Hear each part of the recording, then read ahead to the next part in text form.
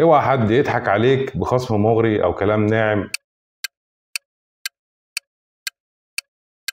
في نظام ناس كتير بتدخل فيه وهي فاكرة انها كده ضمنت لنفسها اجازة فخمة بتكلفة قليلة. تايم شير النظام ده ممكن يكون فخ كبير.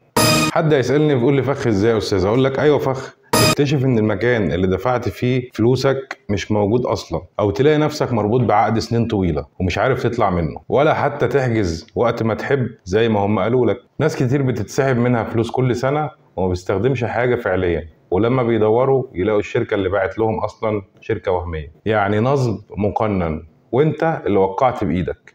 والفلوس اللي انا دفعتها. بس اللي الناس كتير مش عارفاه ان القانون هنا ليه كلمته. في مادة صريحة في القانون بتقول ان ليك حق التراجع عن التعاقد ده من غير ما تشرح ليه ومن غير ما تدفع ولا مليم.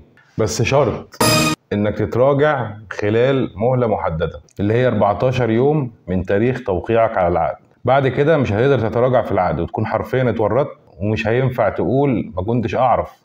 قبل ما تمضي على اي ورقة ليها علاقة بما يسمى التايم شير، اسأل نفسك: هل المشروع اللي معروض عليا ده حقيقي؟ هل الشركة اللي هتعاقد معاها دي معاها ترخيص؟ هل الورق اللي همضيه ده قانوني وسليم؟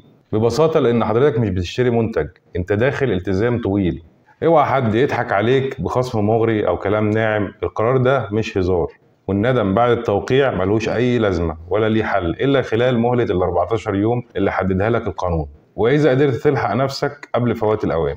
وعشان تبقى على بينة، المادة 32 من قانون حماية المستهلك رقم 181 لسنة 2018 هي اللي تديك الحق ده، بس القانون مش هيجري وراك، انت لازم تعرف حقك وتحافظ عليه.